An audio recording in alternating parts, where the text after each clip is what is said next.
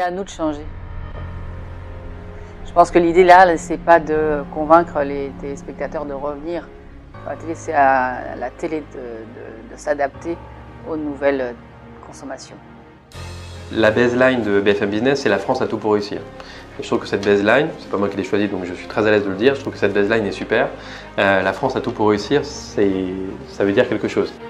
Ce qui m'intéresse plutôt, c'est les personnalités qui vont apporter quelque chose et qui vont changer un peu le point de vue du consommateur. Il faut qu'on soit hyper rigoureux, authentique et trouver des sujets que les autres n'ont pas traités. Voilà.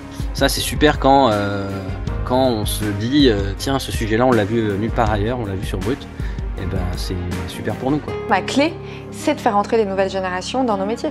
C'est de leur donner la possibilité d'être visibles, c'est leur donner la possibilité de produire des contenus qui vont aussi aller toucher le linéaire, les plateformes, les réseaux digitaux, etc.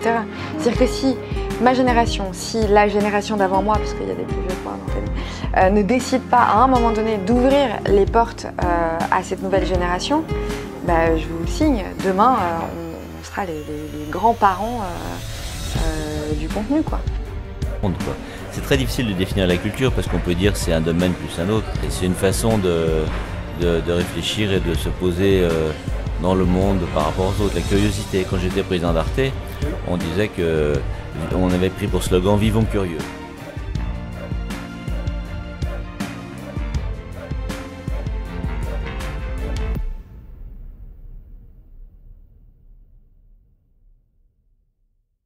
Salut Stéphane.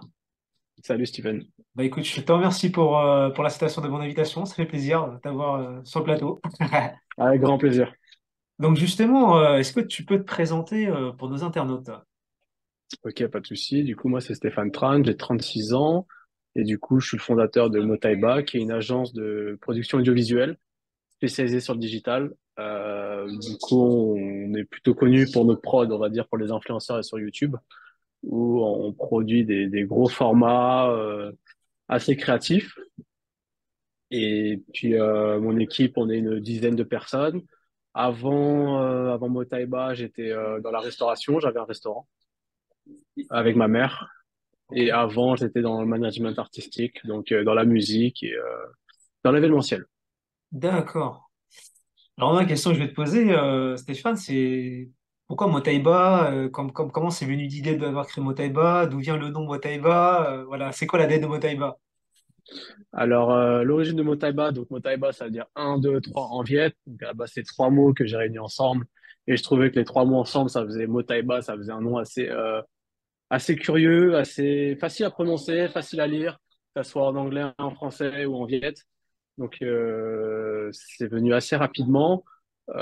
Et puis, comment est venue l'idée de créer cette boîte? C'est d'abord de la passion. C'est-à-dire qu'après mon restaurant que j'ai vendu en 2018, euh, je me cherchais un peu dans le sens, j'étais un peu dans la musique, mais le Covid a beaucoup aidé. Le Covid a fait que tout s'est arrêté.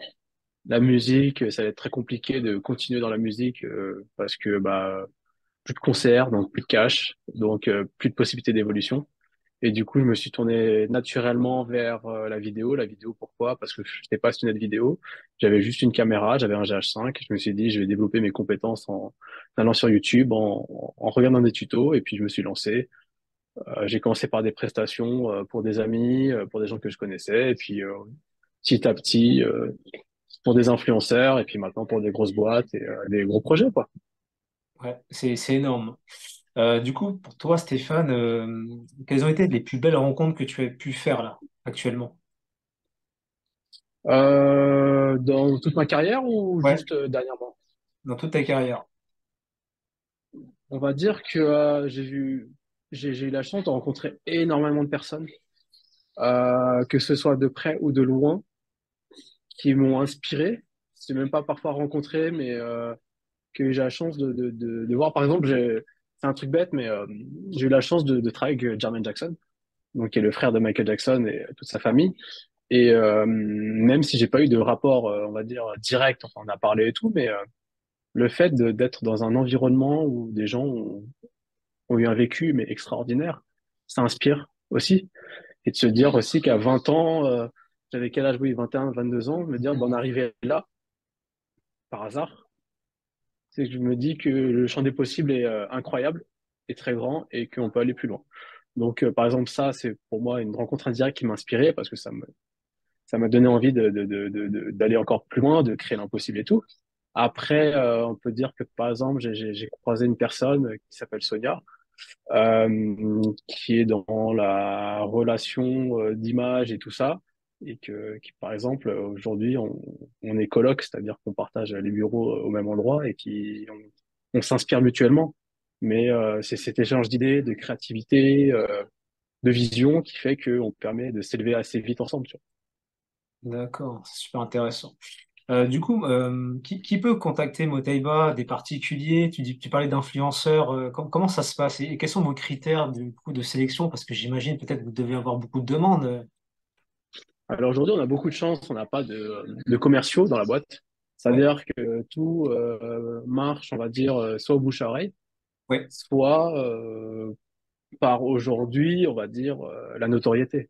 Donc ceux qui nous contactent aujourd'hui, en 2023, on a de la chance, bah, c'est soit des marques en direct pour demander des concepts créatifs, soit des agences de com ou de pub, ou parfois juste d'influence parce qu'ils ont des talents, ils veulent faire un projet, ils ont vu qu'on savait faire type de projet, donc ils nous demandent directement. Donc on fait pas seulement de la production visuelle, on fait aussi du conseil sur l'influence. Donc voilà, on va dire que c'est plutôt cool et étant donné que dans mon équipe, j'ai une équipe assez fournie, on va dire que des petites entreprises aussi peuvent nous contacter et faire du film corpo ou des choses comme ça, quoi. d'accord, ok, ça marche. Quels sont les prochains projets que vous souhaitez mettre en place, si vous en avez? Alors, dernièrement, on a sorti une vidéo avec Inoxtag, donc c'était 48 heures pour suivre une époque les zombies, Énorme. qui était un format assez peu ordinaire pour YouTube parce que Ouais. la vidéo dure 1h50. Et en fait, on se dit que on a pour objectif d'aller sur d'autres plateformes, c'est-à-dire pourquoi pas du Netflix, de l'Amazon Prime, D'accord. c'est-à-dire que dupliquer ce modèle avec un beaucoup plus gros budget et pour avoir une portée un peu plus grande. Ok. Aujourd'hui, on est vraiment dans l'ère du divertissement. Euh, Amazon, par exemple, développe ce genre de divertissement comme LOL, Celebrity Hunted. Alors, Netflix, la même chose. Donc, on se dit qu'on peut faire la même chose. Et aussi, on voudrait se développer sur le live. Énormément de demandes de live. Donc, voilà, faire des gros concepts IRL, on va dire sans filet de sécurité, sur du live, devant 20 000, 30 000, 50 000 viewers. C'est quelque chose qui nous anime, quoi. D'accord, super intéressant. Là. Pour toi, c'est quoi la définition d'un entrepreneur? Alors, la définition que je vais te donner, c'est celle que je me donne. C'est quelqu'un qui ne se donne pas de limites. C'est quelqu'un qui est, on va dire, dévoué. Parce que pour moi, chef d'entreprise, c'est pas un métier, c'est un lifestyle. C'est une vision. Pour moi, c'est aussi être un leader, c'est-à-dire inspirer des gens, amener des gens avec soi. Moi, par exemple, sur Motaiba, moi, ce qui me plaît, c'est que j'emmène avec moi une équipe. Pour moi, c'est une aventure humaine. On va dire que, par exemple, dans mon équipe, pour moi, l'équipe est à mon image, c'est-à-dire c'est des personnes qui n'ont pas forcément fait des études d'image, en cinéma ou d'autres, mais plus des personnes passionnées qui ont envie. Donc, il y en a beaucoup qui sont en reconversion, qui faisaient pas forcément de la vidéo, mais qui faisaient un tout autre métier, qui maintenant font de la production visuelle. Donc, voilà, on va dire que c'est le côté leader, ce côté aller le plus loin possible et ne pas se donner de limite. Pour moi, c'est ce qui caractérise un chef d'entreprise, quoi. Ok. Je sais pas, voilà. Est-ce que tu as des messages pour celles et ceux qui veulent justement se lancer dans cet univers? Alors oui, aujourd'hui, il faut savoir que l'image, le digital, n'est plus limité à une certaine catégorie de personnes. Euh, Aujourd'hui, juste avec un iPhone, on peut faire quelque chose. La technologie a tellement évolué, que ça soit via les téléphones ou l'accessibilité via les nouveaux boîtiers caméra et tout. Aujourd'hui, avec un boîtier à 1000 euros et un objectif, on peut faire de la vidéo. Il faut que si quelqu'un a envie d'en faire son métier, il peut le faire et, euh, et que en fait, faut pas se dire c'est pas accessible. Aujourd'hui, on peut tout apprendre sur YouTube. J'ai tout appris sur YouTube, par exemple. S'il n'y a pas en français, on va chercher en anglais. On va sur des blogs. On peut apprendre le b.a.-ba de la vidéo facilement en allant sur Internet. Aujourd'hui, même avec TikTok et tout ça, en travaillant son algorithme, tous les jours, on peut avoir du contenu facile, passif, sur la vidéo. Comment travailler son image et tout ça. Après, l'artistique, ça se travaille, on va dire, c'est l'éveil culturel. C'est toi qui vas décider, si tu regardes plein de films, si tu regardes plein de vidéos, plein de clips et tout, c'est toi qui va, on va développer ton sens artistique. Mais pour moi, aujourd'hui, je dirais n'importe qui se donne les moyens, il peut en faire son métier. Ouais. C'est vraiment moi ce que je pense. D'autres vont dire le contraire, mais ce n'est pas inaccessible à tout le monde. Il faut juste se donner les moyens. Et aujourd'hui, je pense que les moyens, ils sont faciles aujourd'hui avec YouTube et Internet. Est-ce que pour toi, les créateurs de contenu, les influenceurs, c'est un peu les nouveaux réalisateurs, voire même les producteurs de demain, quoi, tu vois? Bien sûr, parce que ils sont maîtres de leur contenu, Mm. c'est-à-dire que c'est eux qui, on va dire que moi, par exemple, 80-100% des créateurs de contenu que je côtoie, ils ont commencé à faire ça avec leur propre caméra et à faire leur montage tout seul. Donc à partir de là, c'est eux leurs propres producteurs et c'est leur propre réal. Maintenant, ils sont plus ça monte et plus ils dédient, on va dire, tous ces postes-là à d'autres personnes, mais c'est leur vision qui est respectée par son équipe. Donc oui, ça reste leur propre producteur et réalisateur. Alors, dernière question, euh, facile ou pas, mais en tout cas, je te la pose. Quelles sont les personnes que tu aimerais, souhaiterais en tout cas remercier, qui ont fait de toi ce que tu es?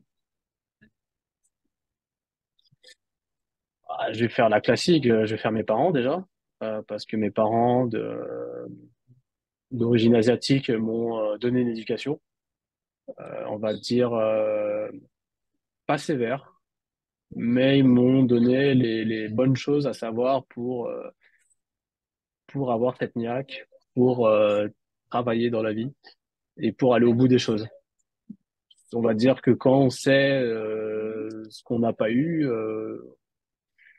on sait où il faut aller pour ne plus être dans le besoin et être dans la tranquillité. Donc déjà, il y a ça.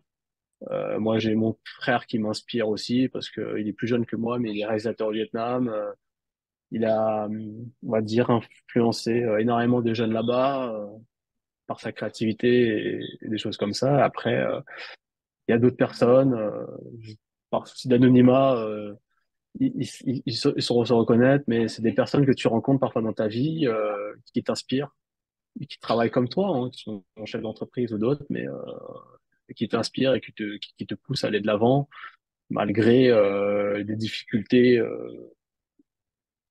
qui peuvent apparaître au cours de ta vie, toi. Donc, j'ai une bonne étoile. Après, j'avoue que le parcours n'a pas été facile, mais je pense que ce qui caractérise Motaiba et moi, ce qui me caractérise, c'est que j'ai jamais lâché. Et puis, je pense qu'on n'arrive pas par hasard là où on en est sans avoir travaillé énormément, quoi. Yes. Bon, bah, en tout cas, Stéphane, je te remercie beaucoup pour ton temps et ton partage. Et puis voilà, écoute, Pas de souci. l'aventure continue, comme je dis toujours. Avec grand plaisir. Merci beaucoup.